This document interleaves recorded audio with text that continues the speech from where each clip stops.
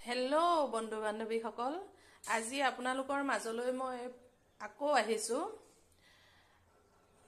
মাছৰ জোল বনাম। মাছখিনি মই এতিয়া ধুই আনিছোঁ। ধুই লৈ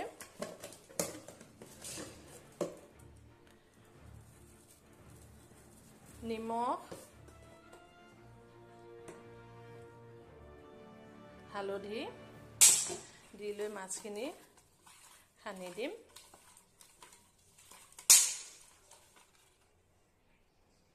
মাছখিনি নিমখ হালধি সানি লৈ মই মাছখিনি ফ্ৰাই কৰিম। ফ্ৰাই কৰি লোৱাৰ পাছত ফুলকবি, আলু, বিলাহী আৰু ধনিয়া পাত। ফুলকবিখিনি আলুখিনি মই ফ্ৰাই কৰি ল'ম। প্ৰথমতে মই এতিয়া মাছখিনি ফ্ৰাই কৰি ল'ম। এতিয়া মই এই কেৰাহীখন পাতি লৈছোঁ।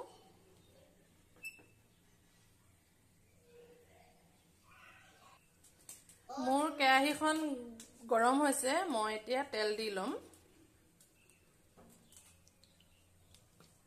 তেলখিনি দি লোৱাৰ পাছত গৰম হোৱাৰ পাছতে মই মাছখিনি এপিচ এপিচকৈ ফ্ৰাই কৰি ল'ম।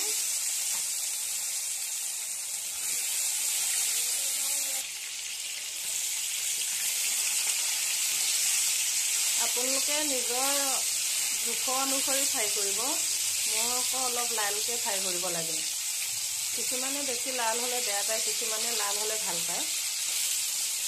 সেইকাৰণে নিজৰ জোখ অনুসৰি ফ্ৰাই কৰি ল'লেই হ'ল।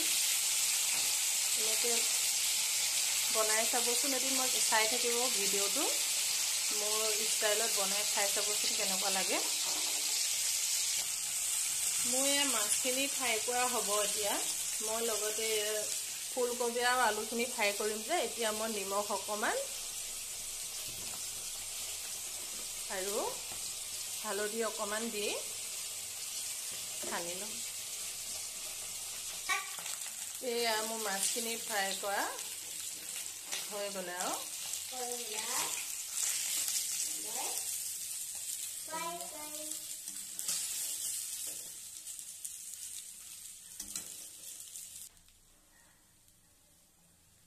মাছখিনি হোৱাৰ পাছত মই এতিয়া এই ফুলকবিখিনি আলুখিনি ফ্ৰাই কৰি ল'ম। মোৰ তেলটো অলপ কমিছিলে, মই এতিয়া তেল অলপ দি ল'ম আকৌ।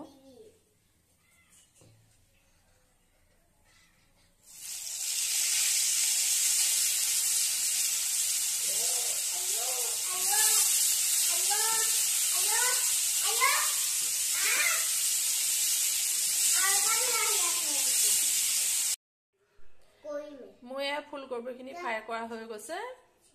এতিয়া মই তেলত কেইটামান পাঁচফোৰণ ফুটাই ল'ম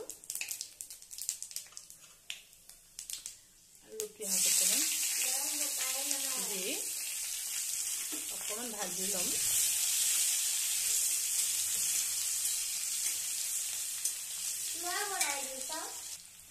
এতিয়া মই তেলতে অকণমান হালধি দি দিম।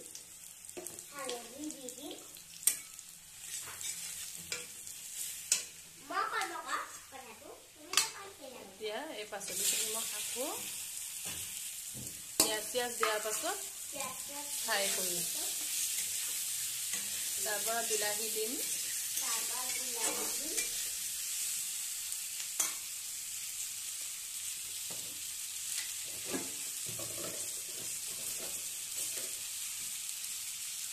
নিমখ দিব জোখ অনুসৰি। মই বেছি জোল নকৰোঁ যে, মই সেইকাৰণে কমকৈ দিছোঁ নিমখ। নিমখ হালধি দি লৰাই লৈ অকণমান ঢাকি দিম মই।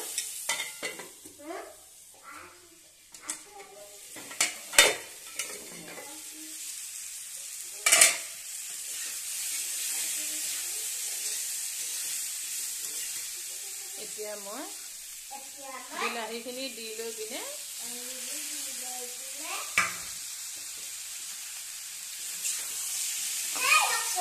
ধুনীয়াকৈ লৰাই আৰু অকণমান বিলাহীখিনি সিজিবৰ কাৰণে ঢাকন মাৰি দিম।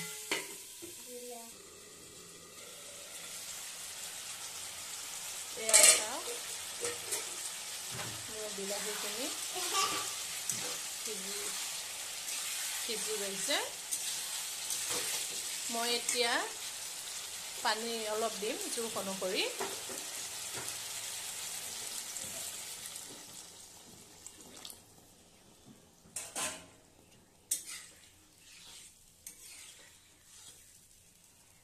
পানী দি অলপ উতলিবলৈ দিম উতলাৰ পাছতে মই মাছখিনি দিম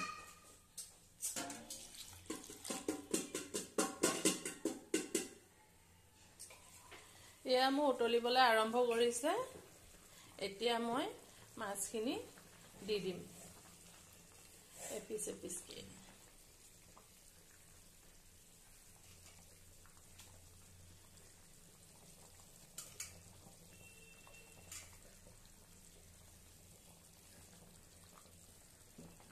মাছখিনি দিয়াৰ পাছত মই আকৌ 5 মিনিট মান উতলাই দিম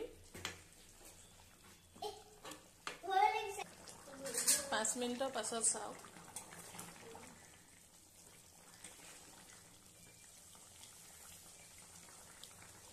মোৰ সবজিখিনি এতিয়া হৈছে আৰু মই এতিয়া ইয়াত ধনিয়া পাতখিনি দি দিম